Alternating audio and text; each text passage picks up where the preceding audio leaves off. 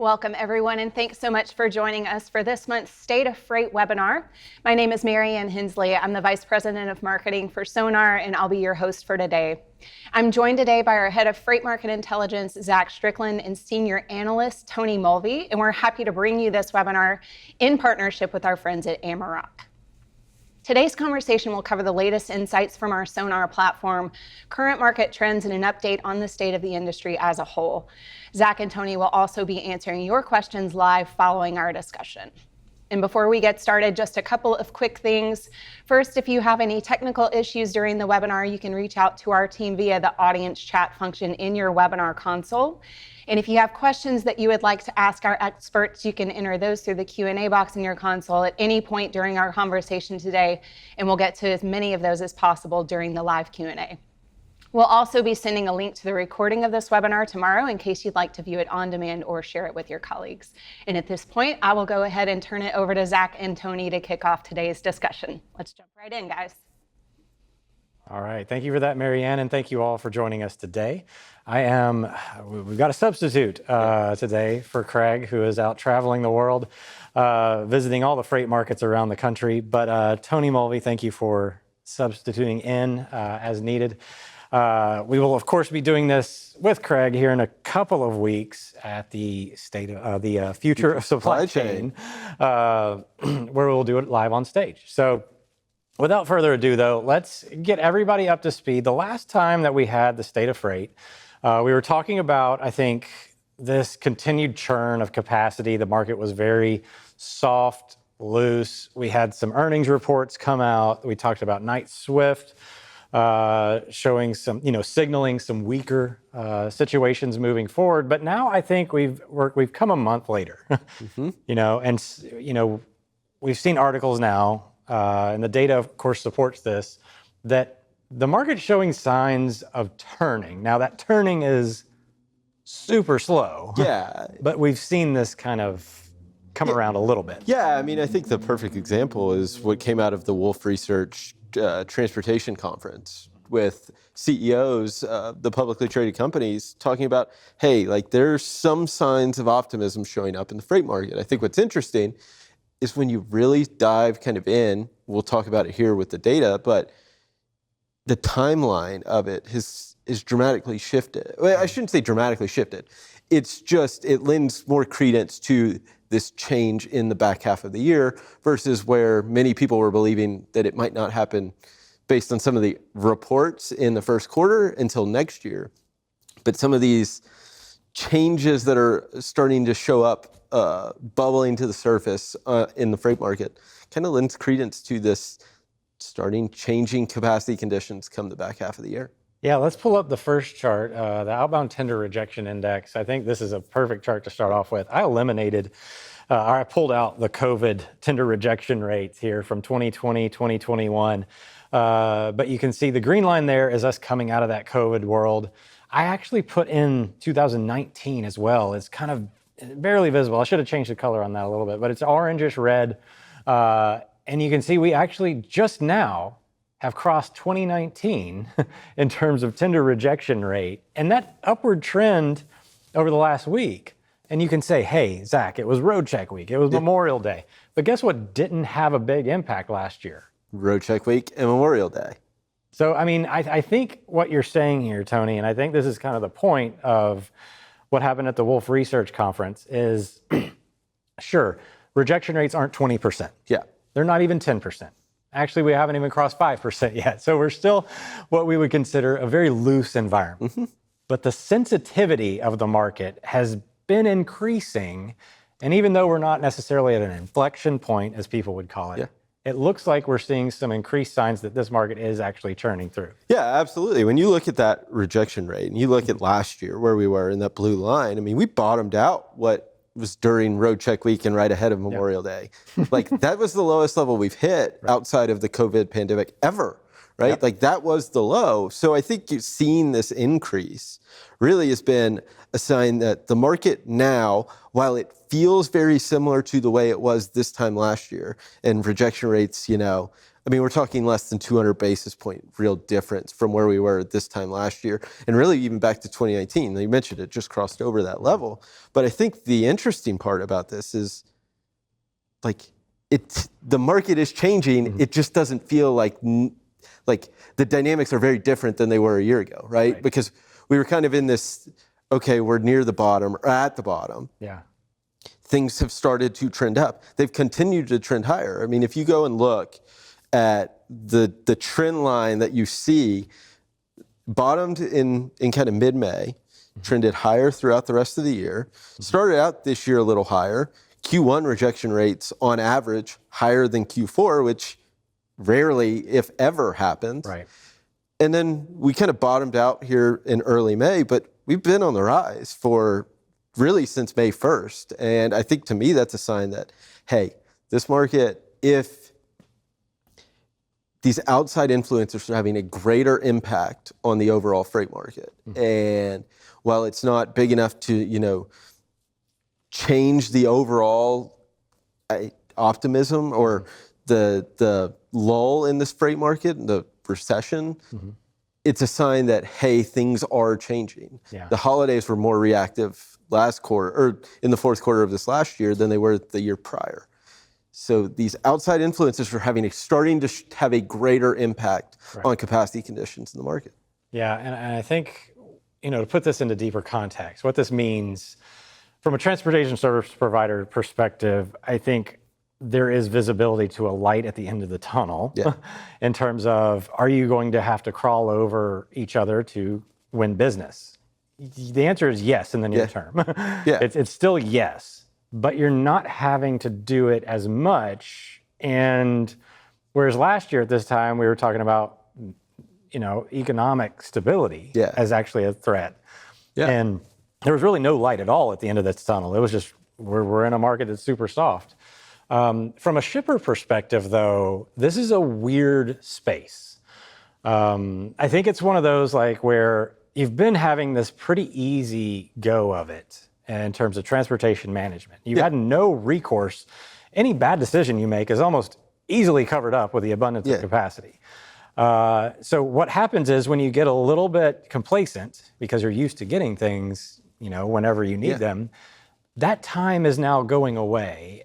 Even though it's not gone away yet, you have to start thinking about things differently in the way of risk management versus, hey, let's get our cost thresholds down. Yeah, I mean, when you think about it from a transportation management perspective, a lot of that cost savings has already it's either happened or new bids now are starting to come online where pricing has been under pressure. I mean, you start looking at contract rates. I mean, you heard it in the first quarter earnings calls. I mean, you're talking, in some cases, flat volumes, but revenues down 7-8%. 9%, kind of in line with where contract rates are year over year. That number's flattening out. And I think that's what's interesting is as that flattens out, the cost savings element goes away. Right. And the mindset shifts to, hey, service is key. Yeah. And I think that's this is where it kind of almost benefits a larger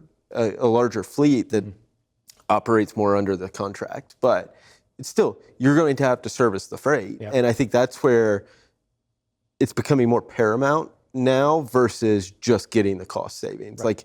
You're starting to see the changes.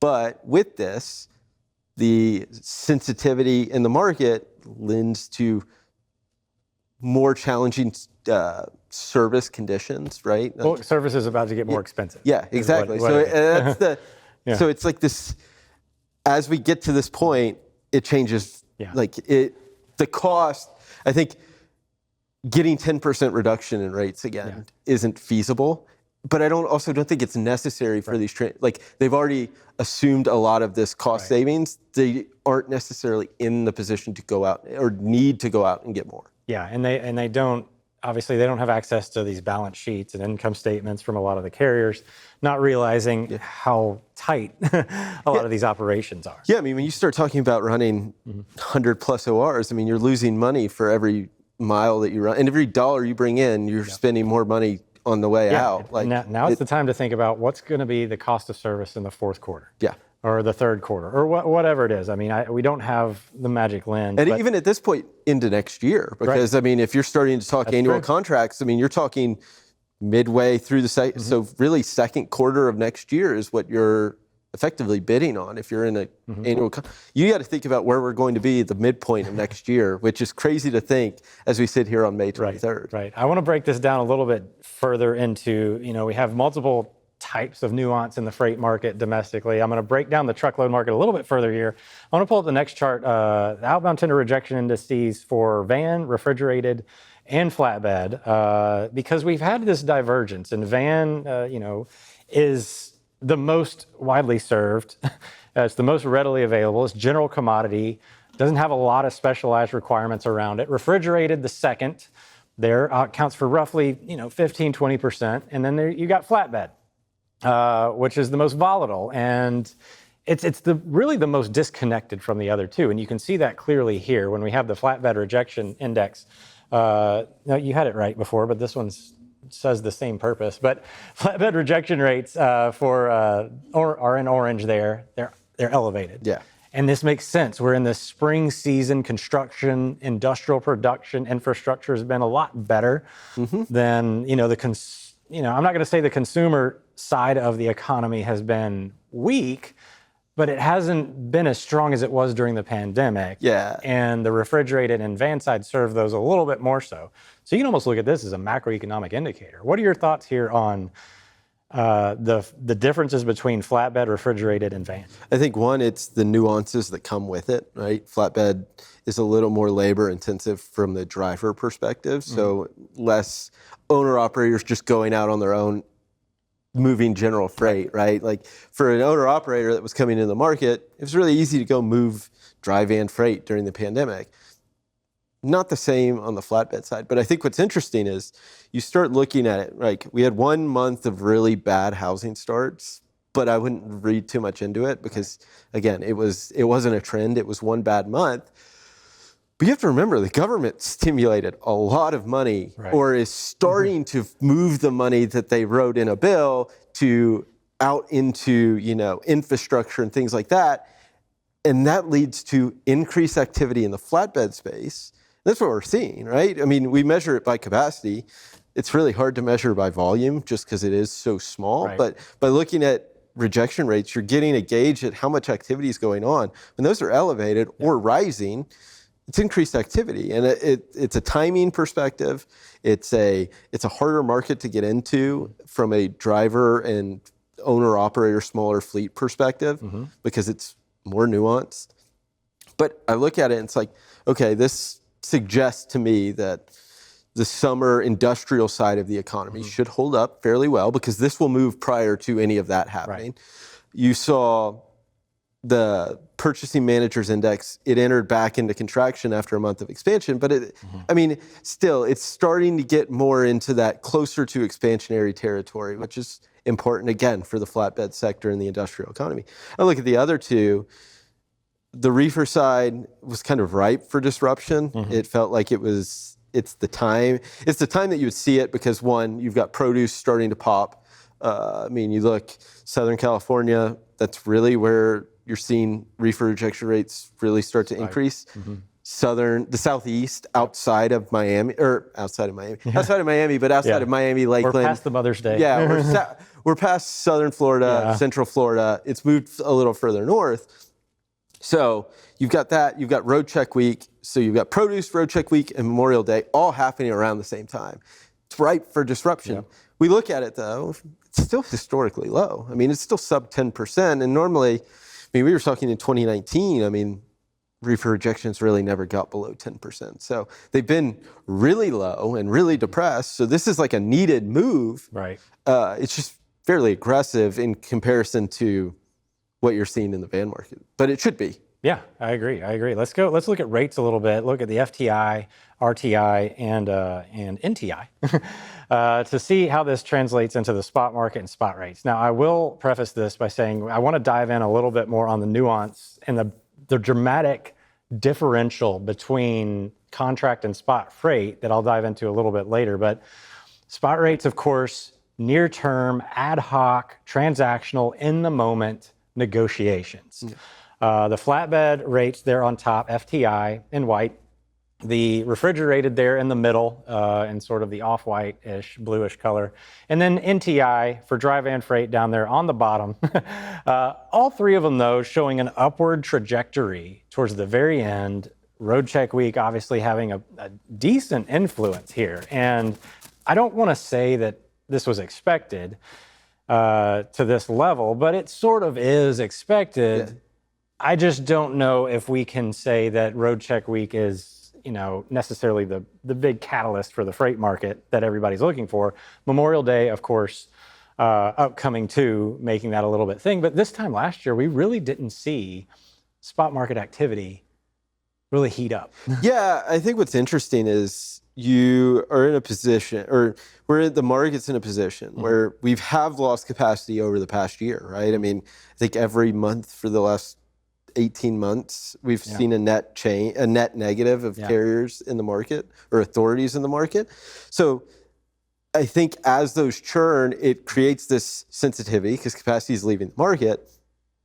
And then you see this, it makes these little influences that much more impactful, especially road check week, because we talked about it on Freightonomics, but you start looking at the large carriers stay out. Because, I mean, they're running, like, they should be up to, they're not worried about what's going on with the road check as much, right? Owner-operators are the ones staying home. Well, that's where spot rates impact the most, right? So the ones that were staying out, one, they were either willing to take a risk that they knew that their equipment wasn't in a position that they needed to, but they didn't care. Right. Or they knew their equipment was well-maintained, there was no issue, and this was their ability to, hey, I've got momentum and the ability to push some rates up, and because I know other people are going to be coming off the road. And it seems like that's kind of what happened. It's a momentum play. We talk about freight from a fundamental standpoint, but there is a level of human psychology that goes into this and momentum. Every free market there is. And I think that's what's so interesting about freight and transportation, because if I went to go back and teach an economics class, an economics 101, transportation's one of the in truckload specifically, because the barriers to entry are so low relative to other markets. It's one of the perfect markets to study from a supply and demand sets price, but that's perfect in a vacuum or in theory, like it's taught in the book. But I mean, that's not how it happens in real life, right? Like momentum does play a factor in. Absolutely. And pricing can have it can be impacted without the fundamentals actually changing. I think that's why I like the tender rejection indices here, because prices and dollars they can be influenced by emotion. I set prices for a long time in my life, 15 years in the pricing game, and the cost part was easy. It was the market dynamics that were challenging, the group psychology of the environment that was so difficult. And it's almost like you're trying to judge, a willingness to pay. Yeah, well, I've heard the joke. It's like it's 3 o'clock on a Friday, rates go up. Like it's because that also incurs more urgency, more effort. You have to. Nobody wants to work on the weekend, so you're going to pay for that premium. And if you're getting close to the end of the day, like that extra effort requires dollars on it. But the spot market to me has become really an overly weighted, just Wild West environment of desperation activity in terms of carriers just using it for pure utilization, pure keeping their equipment running, pure I need to pay for fuel. So those rates are largely below operating cost thresholds for the most part, which means that they cannot be relied on for any kind of long-term benchmarking. And they have been, right? Like this isn't some new phenomenon. They've been this way for a year at least. I mean, so with that, this is where it creates this it's so interesting that the tail for capacity to exit has been, because you think about who plays primarily in the spot market, it is the smaller fleets that came in, but it's almost like hey, we don't want to just admit kind of defeat. And we're going to be willing to just take anything to keep moving and in hopes that it comes back. And I mean, obviously there's signs that the market is changing, but the question is more of the timing of it. Like pinpointing, hey, it's going to change on this date if I can make it to then, Right. is borderline impossible. Yeah, because every time this happens, it's been a demand side event, Yep. but it was coming on the tail of capacity leaving. 2016, 2017, exact same scenario. We had a very loose freight environment, and then all of a sudden we had a big produce season, but produce season doesn't have that level of outsized impact without capacity leaving. Then we had Hurricane Harvey. Yep. So everybody blames these demand side events because they're the most visible. Yeah. Supply is so opaque. Yeah, I mean, 2019 into 2020 was exactly like this. 2020 was setting up to actually be Another shifting market.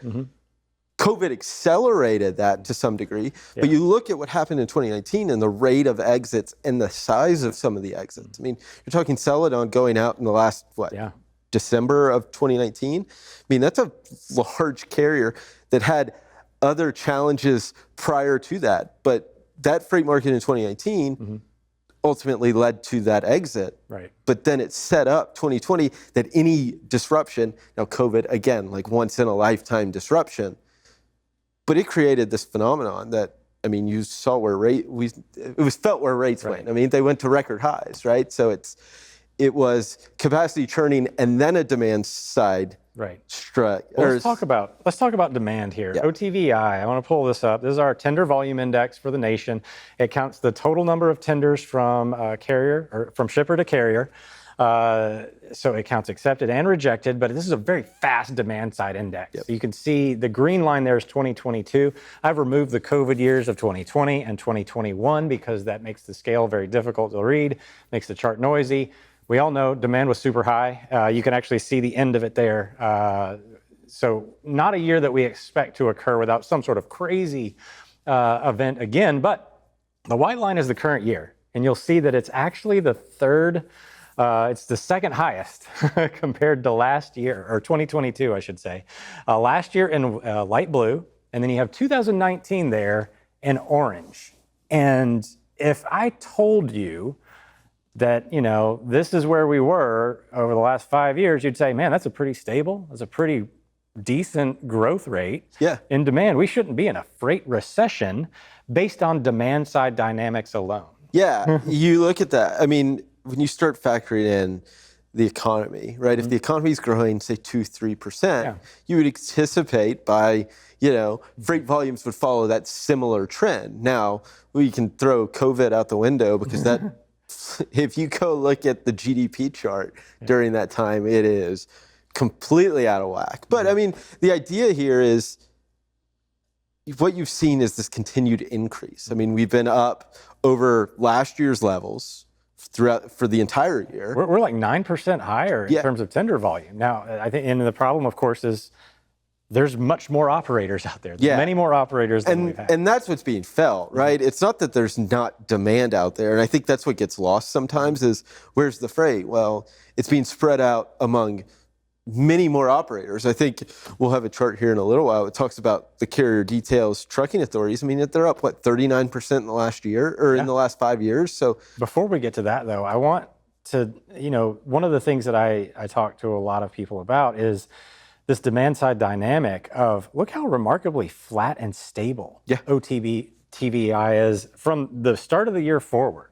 Outside of the winter weather stuff there at the very front around MLK weekend, it's really stable and strong. Like this would be a great indicator for a strong economy. Yeah, it absolutely would, especially when we're about to cross into June and right, you think the summer days between Memorial Day and July 4th, kind of that summer shipping season, like you typically, and you can see it here. I mean, look at the chart, look at last year in that blue line, like the uptick that we saw heading into the 4th of July and Memorial Day. Like it's pretty pronounced. And I think that's the key is like we're setting ourselves up at a higher baseline, which any increases are a good thing. And if you start looking further upstream, I mean, we'll get to it, I think, but you start looking at intermodal demand is surging. It's extremely high, right? And eventually that leads to truckload movements. It's a matter of when, and that's the hard part to kind of gauge because typically it doesn't go just container to a warehouse or something like, or a DC. Well, there's a lot of international containers. We'll get to that here in a little bit. But yeah, But overall, domestic volume and domestic transportation volumes from fairly healthy.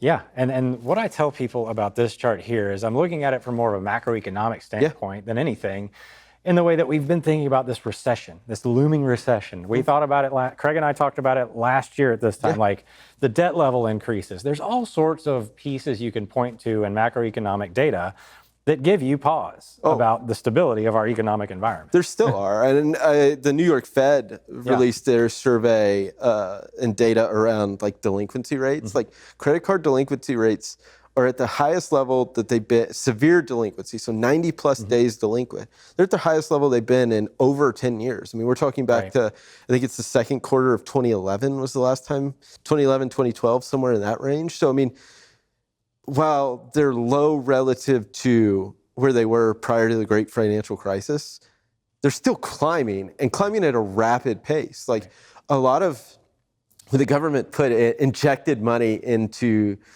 consumers' pockets, to their credit, and rightfully so, they used some of that money to pay off debt. I mean, you saw revolving credit balances decline during this time. The problem is the consumer continues to spend money like they don't, like, this is where I think that money. Yeah, and this is where I think the delinquency rate is something that's like lagging. Same with interest rates, because it's not felt instantly. If you go spend $1,000 on your credit card right now, and you don't wait to pay it, but if you don't see the interest rate had increased. I mean, I think the average interest rate's up on a credit card's up somewhere in the 5-6 percentage point range in the last, call it year, 18 months. Like that's a significant amount. And the average balance is up to like a little over almost $7,000. So like, do you think on that note, I mean, we've been talking about debt and the concern for debt level increases for a year now. Do you think that we need to raise our debt threshold for when it's like important to watch now because of inflation? I think so. I think there's a few things at play. I think one thing that's interesting that maybe doesn't take a factor into this. One, you really don't see mortgage default or delinquencies or HELOC delinquencies rising. They've been fairly stable and extremely low. What's interesting is the student loan dynamics. And it's funny that I'm bringing this back up because we talked about it. Like, what are the impacts of when these repayments start? Well, the reports, if you don't make a payment and are delinquent, it's not getting reported to the credit agency as a delinquency for another almost, I think it's till the end of the year. So, I mean, you were talking about a year buffer that these things plummeted to zero because there was no interest throughout COVID. Then payments restarted and interest started accruing. But if you didn't pay it, well, it doesn't matter because it's not getting reported and it's not a delinquency. But that's going to fall off. And like these figures were like 8-10% prior to. Do you think this is a threat to the economy moving forward? I think it's something to pay attention to. In terms of threat, it's hard to say because credit card, I think outstanding credit card debt is only like 6% of total debt. So it's relatively low. I think what it is does it change consumers' psyche about spending? It's like finding that tipping point where they stop spending. Yeah, and I think you actually saw it this week in earnings from, you had Walmart last week and Target this week. Target saw miss on their earnings. Walmart was kind of showing strength. Well, you're seeing this change in consumer behavior. Like grocery was a drag on Target's earnings and top line. Well, it's higher quality, higher value. It costs more money, right? Meanwhile, Walmart was fine. It saw growth. So it's like you're starting to see trends of this trending down, and we've been trading down, and we've talked about it for a while. But I think that's something that the interest rate realization is something that takes time to play out, and very slow. I mean, yeah, it's the Fed talks about it. They tell you it's a lagged indicator. Like, don't look. It's felt much later. And that's the part. It's like they stopped raising rates in September, I think. August, September, somewhere in that range. Like they've held them steady. It doesn't seem like they're in a hurry to cut them. And Credit Pal, he said they're not going to hike them, but just the sheer fact that he mentioned that as a not the possibility means that somebody in that room has talked about that being an option. Right. So back to the freight market itself, OTVI, it's not dropping dramatically or anything like that, lending me to just say like, the economy is actually okay, despite some of these things that may not suggest future health. So if we go to the chart that combines OTVI with these truckload operating authorities, which I think this chart is the one, if you haven't been in transportation, if you don't understand the space at all, you don't know what a truck is, this is the supply-demand curve or relationship in trucking as of this moment. And this chart is calculating, or it's measuring the total number of active trucking operating authorities, motor carrier property, very for-hire market centric, very small operator centric as well. So it can be one truck or it can be 1,000. So it's not a one-to-one relationship. But the trend line of these two things, you got truckload operating authorities on top in blue and tender volumes or truckload demand on the bottom in yellow. Demand coming up higher since early 2023. Operating authorities trending lower. The closer these two get, even though they don't necessarily have to meet or even cross to make the market tighter, we know that these two are moving closer together. Yeah, and that's it, right? Mm-hmm. This is the chart that I think tells the whole story of where the freight market is. If you only needed to look at one, I think this is it. I think what's interesting about this, though, is if you start looking at the tailing off there at the end, it's really slowed down the exits.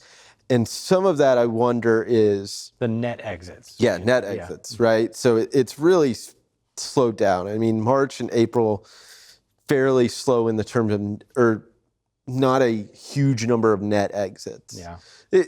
April had more than March did, but still kind of flatlining out. I think what's interesting, though, is the demand side. That trend line is up. It's not going to take that much longer to where this is going to be felt. Right. Now, the question's going to be, you start seeing used truck prices plummet in this last report, and do the smaller operators, to me, that's a sign that, hey, we may see an acceleration in this actually, because that market will be flooded with equipment, which is, you have to think about it from a supply-demand dynamic. There's no demand for used equipment, or largely none, because the OEMs have caught back up on their orders. Right. Like private fleets have done what they've done. Exactly. Yeah. So largely the used equipment's going to be smaller operators, those trying to enter the market. Well, if the demand's not there and you have exits, supply is up, demand's down, prices are dropping, right? Because there's nobody on the other side to buy it. So I think that's what you're actually seeing happen.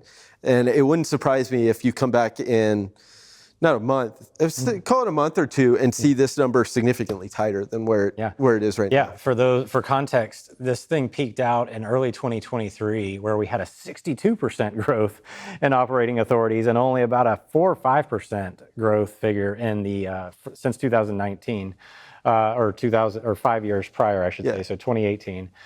In the tender volumes. So the gap has narrowed tremendously since that point in time. And I mean, what are the volumes up? I can't see the number. Is it like 18%?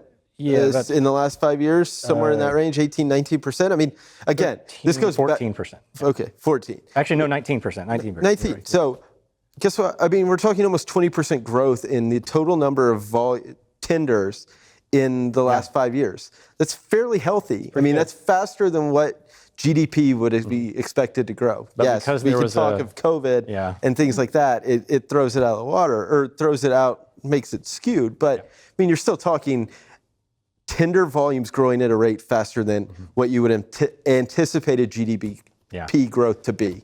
I want to get to the contract versus spot market here too, because you can see clearly we're still in a state of oversupply, a pretty strong one at that. And I want to talk about rates on the contract and spot environment, because you look at that chart and you can see that we're still in oversupply in theory. Tender rejection rates below 5%. There still should be downward pressure on rates. But you look at this chart here, and we've got the contract rate for dry van and spot rate for dry van, excluding certain amount of fuel comparable to a fuel surcharge in this chart. The white line, the contract, the yellow, green line, they're the spot rate. Spot rates are actually inching higher since last year, a year-over-year growth. Contract rates have almost stopped falling cleanly.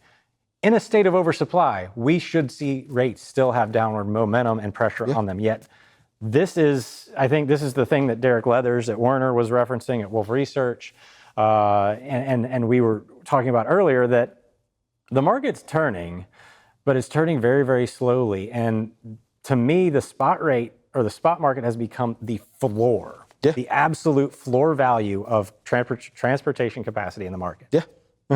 Yeah, and I think the key here is you don't have to see them inflect for a market change, right? If that spot rate moves up and feels tighter or closes that gap in any way, like it doesn't have to cross above contract rates to make the market tighter. No. It's just the movement of it is what's going to kind of indicate the tightness in the market that's felt.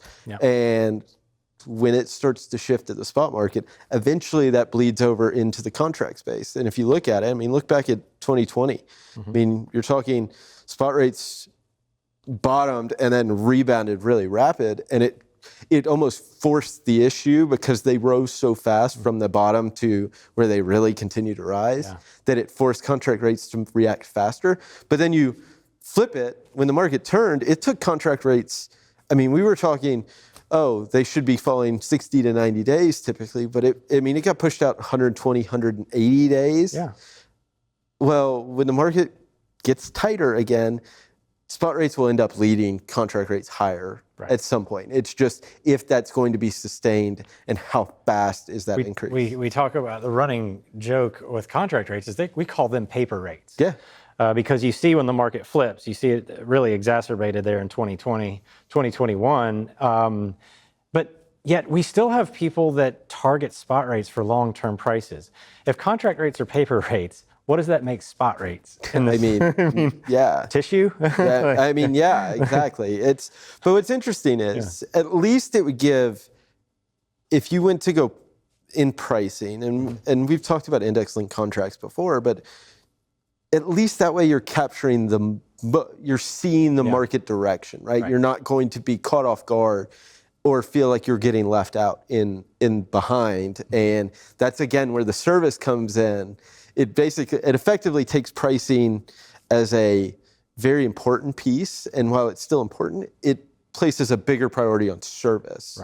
And I think that's what's interesting here. But I mean, it's not going to take much. I mean, look at the gap. Again, we talked about 2019 into 2020, how it was setting up. Like that gap was much more narrow than it is right now. Like if we get back, right now we feel this wide gap. If that narrows, even if it gets back to where it was before, I think you're talking about a market that feels very different than it currently does. Yeah, absolutely. And then, the spot market apparently has bottomed. The contract environment is bottoming. And the carriers are talking about shippers not really going after aggressive rate reductions anymore. So I want to talk about the ocean market here a little bit, because I think this, especially from the IOTI perspective, this is another demand side indicator that we look at here at FreightWaves. Is just something that helps us understand, okay, this is the freight that leads that domestic freight for the truckload side. The ocean environment has been different, especially from a rate perspective. And so I feel we need to really address that here. But first, I want to start with the demand side indicator. The IOTI is a measure of inbound ocean TEUs coming into the United States. The index that, if we can go ahead and pull that one up, that you can see this is just total number of TEUs. This is an index that measures the total number of TEUs coming inbound based on their time of departure from their port of lading. So you see the big spike there, the white line, but I've removed the COVID years, just so you guys know. This is not historic import volume, but it is stronger than last year in 2019 by a good clip. I mean, the demand side environment from transportation and goods side is actually pretty good based on this index. And you see that pull forward, and then it's flat.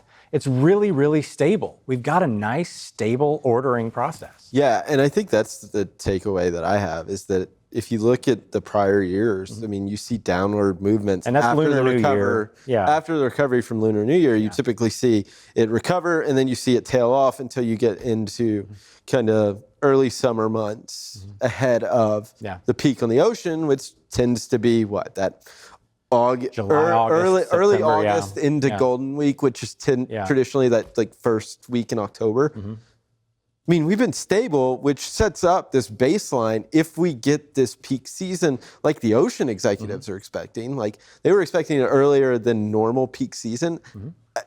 To me, I look at this and I don't necessarily see that happening, because I think you would have started to see a fairly sizable upward move.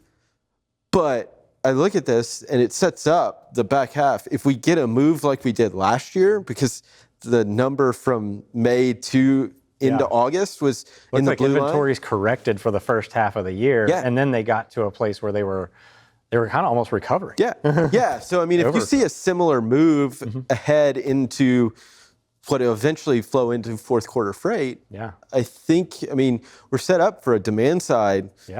Because this is traditionally a slow time of year for this. This should not be, you shouldn't see, again, this should have tailed off more significantly than it has, which tells you ordering on the ocean or demand's fairly strong. Let's look at rates really quickly too, because rates actually have gone up for the ocean side. They were, we saw this increase. This is the FBX, the Freightos Baltic Exchange, for rates coming to the East Coast. They're in green on top, and into the West Coast from Asia, they're in white. And we can see that they increased at the beginning of the year. The Red Sea conflict really created some momentum there. And then all of a sudden, here in May, the GRI implementation came into play. You didn't see any strong demand side increases at all, but rates are spiking. And this is a market that this shouldn't happen in if you looked at the aggregate capacity versus demand dynamics. Capacity is actually growing. In this environment. Demand is, as you saw it, outside of some European influence, relatively flat. So to me, this is just an area where they're managing capacity. And they're capable of doing that, right? I mean, it's like the top 10 ocean carriers control 90% market share. Let's pull up the Ocean TEU's rejection index for everything coming to the United States. And this is probably the least impacted lanes that we're talking about. If we look at this is our rejection index for ocean freight. And it's not the exact same thing as the domestic trucking, for those of you that aren't familiar. These are confirmed rejections. But like the TEU or booking had been confirmed, and then it is subsequently rejected, right? It's not putting it out there and no, we can't take it. This is kind of after the fact. You see it moving higher. I think that's the key, is that from the ocean carrier perspective, they're being more disciplined in terms of we're managing how much capacity we are putting on a given lane. And it's showing up in rates, because if you look, I think that chart was interesting, but you look during kind of the early parts of the year, you saw the rate spike and then subsequently decline. Well, now it's not you don't see necessarily the demand. It's stronger than what it was a year ago, but it goes into this. Their ability to push prices up is because they're controlling capacity. And so it is a fundamental change. It's fundamentally pushing prices up. It's not them pushing prices up, but they're doing it in a way that they're controlling the amount of supply out there in the market. And I think that could lend to I think that'll bleed potentially into a market. And later in the year, if you can't get goods, we saw what happened in COVID. If you can't get your freight here, that could lead to a sense of urgency increase, a little bit of one at least, in the third, fourth quarter when ordering actually is more prevalent. So I want to end there for now, because I want to leave time for Q&A. So I'll toss it back over to Marianne. All right, guys, thanks so much. At this point, we will take questions from those of you in the audience. We have seen several come through already, but if you still have a burning question, feel free to go ahead and submit it. We will dive right in. First one says, I know the LTL industry has a history of being very disciplined on pricing, but with almost every large national carrier now carrying between 20 and 30% excess network capacity and the weak truckload rates likely taking a little share. How confident are you that pricing will be up next year? Have you seen any early signs of LTL competitors trying to undercut or be more aggressive to win volume?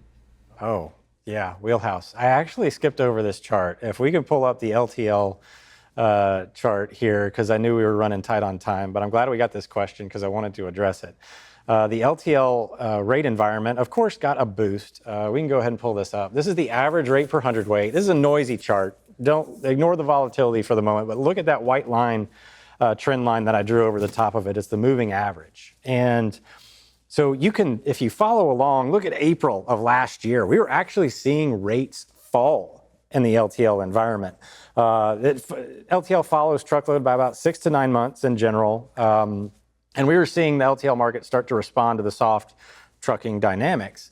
But then yellow happened and rates actually got a bounce and they sustained. And this is because of two reasons. We saw yellow was the third largest national carrier and most of their rates were priced to fill up trucks.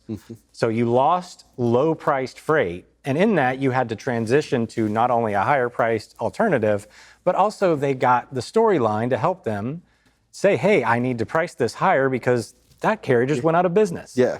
And then their networks have to ingest it. It's not a quick transition. And so rates got a boost in the LTL environment. But if you look at the very end of this chart, we are starting to see those pricing pressures really stabilize. They're not falling at this point, and they may not fall. Yeah. But I think by this time next year, for GRI, stuff like that, I don't know. LTL may have gotten a pass entirely. Yeah.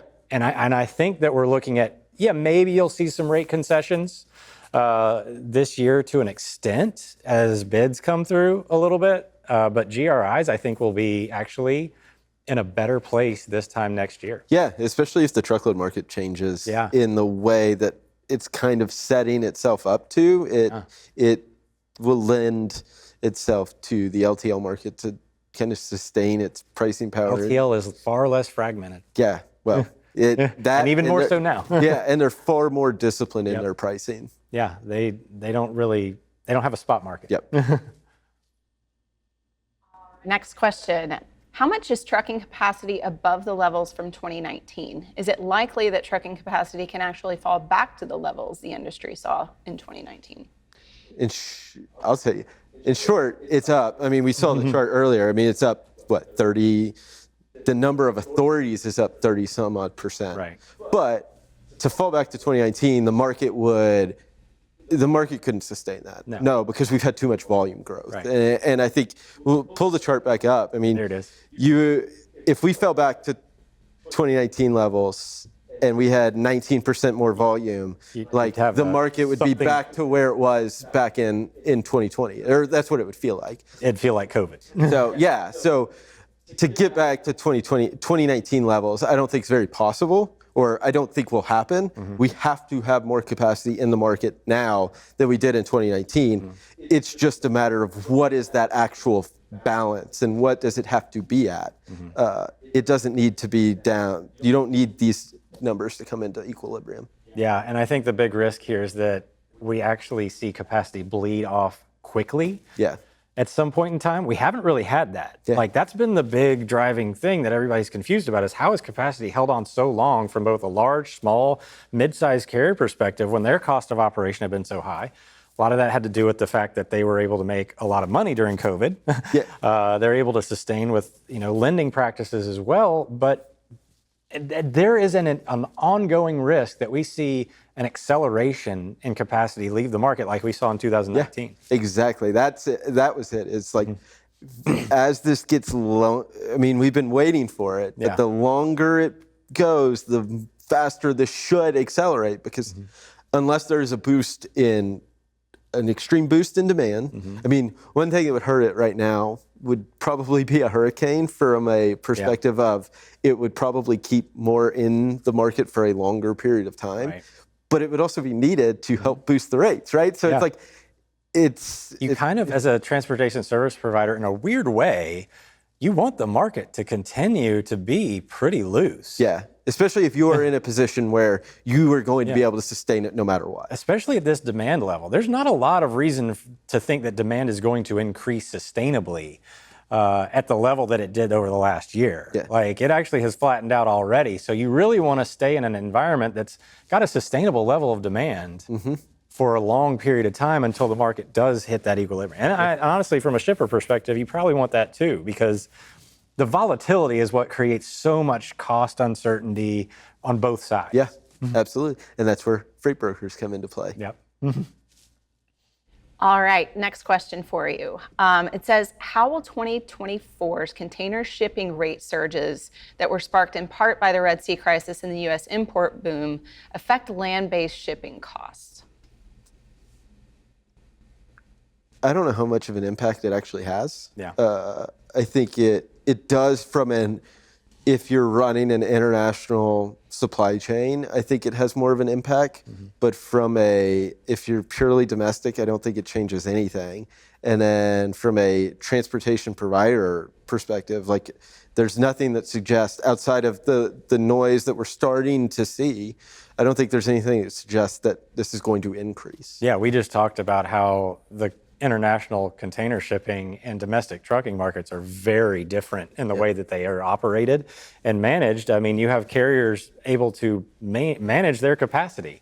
It's not as competitive of an environment necessarily, whereas domestic truckload is a free market. It is unbound. Yeah, I mean, an ocean carrier, right, can say, hey, we're not going to make money on this sailing. Yeah. Well, guess what? We'll roll your container to the next one and fill up this ship and make money on it instead of sending one half full that's not making money, right? In the geopolitical world, like, I mean, outside of North America, like, well, even inside North America to an extent, but in international stuff is pure chaos right now. Yes. You've got a lot of borders being drawn, and that's also making things more challenging. You've got a total opposite scenario on the international side than you do on the domestic side right now. You've got capacity growing in relation to demand for containers, but rates are going up because they're managing capacity. You have the exact opposite. You've got capacity deteriorating in trucking, and rates are stabilizing, or they've been down. All right, next question. It says, as contracts are coming up for renewal, shippers are expecting up to 15% lower rates. How does a carrier survive this dip? Well, it depends on what the carrier, it's hard to talk in absolutes when you have generalities, but it depends on where you are. And I'll say this, shippers that are priced around that contract average line that you saw on that chart. If you're looking at a lane, and you have a benchmarking tool or something that you're looking at, you want to make sure you're looking at the right thing too, because contract rates and spot rates are two very different things at this point in time. If the shipper is asking for a rate that is 15% lower than that average line at this point on the contract side, that's a problem. Because they're probably going to be looking for a new carrier in 6 months, more than likely, or that rate is probably not going to be there. If you're a carrier or a shipper that's looking for 15% lower than the spot market, if you got rates on the low end of the pricing spectrum, you're putting your carrier out of business.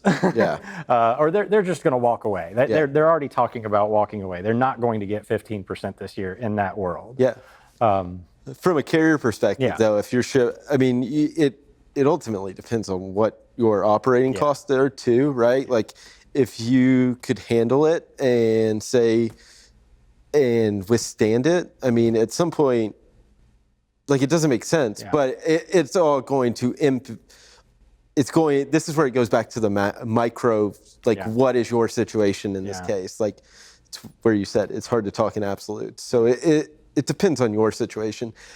The risk of a shipper going for 15%, the risk is so high right now, just given where the market has fallen from and kind of the signals that it's giving right now of where it's at, that you're, like you said, you're either going to have a new carrier in 6 months, your carrier is going to be out of business, and your service is going to Yeah. suffer significantly from it. Yeah, in general, the cost of service is going up. Yep. Like, it's already going up. You're not like asking for 15% reduction. Now, again, if you're talking about something that happened earlier in the cycle, that's a little bit different, or maybe if you're above market averages, that's different as well.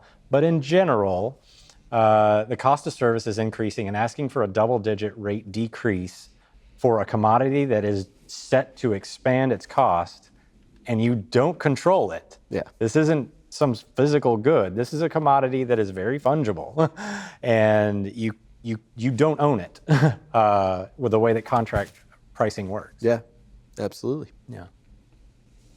All right. The next one says shippers have Titanic mentality at the moment. Excuse the pun. Never excuse the pun. I love the pun. How long till it gets interesting? 60 to 90 days? Oh, that's November 8th. No. But yeah, I mean, it's so hard to put your finger on a time. None of the market turns have been created by predictable events. Harvey, produce season in 2017. Neither one of those things were anything anybody saw coming. Nobody talked about it. It's very opaque. But the likelihood of that type of thing occurring, I wouldn't give it 60 to 90 days. I mean, a hurricane becomes more likely at the end of the year or towards the end of the summer, August, September. But we're approaching, and hurricane season is an interesting point. I still think we're going to have a lot of capacity in September. Yeah. But we could be close enough to equilibrium to where a hurricane could create that environment. I'd Yeah. say 60 to 90 days is a little short.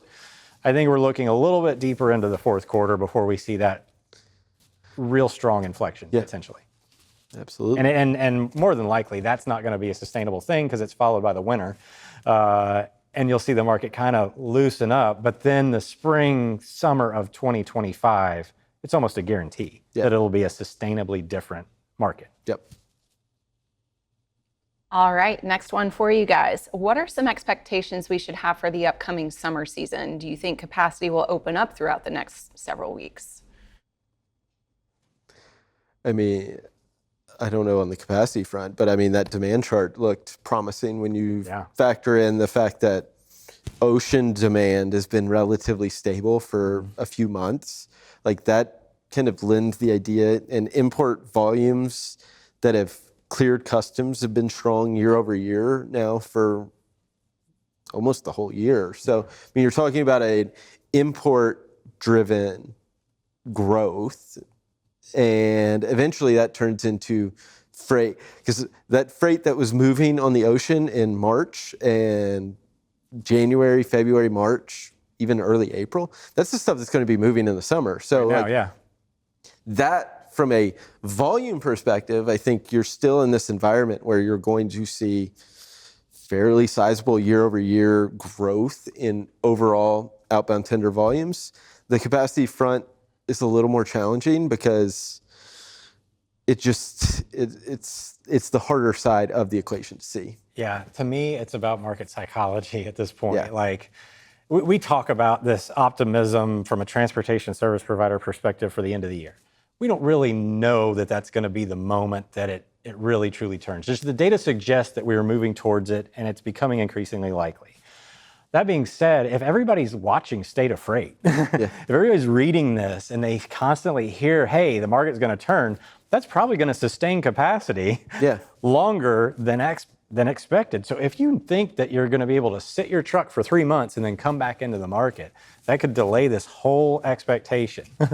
And that's part of it to me, is that we really have been talking about, yes, this can't last forever. We know that. But there could be some some bumps along the way to getting to that point that we can't see. Just like there can be these weird inflections or, special events, in the world that we can't see that'll create the other side. Yeah, there's so much unknown, like, on the other side, that you just don't know. I mean, and it's an election year too, right? Like, but we're generally heading that direction. Yep, exactly. We know it's becoming a thing that's possible. Yep.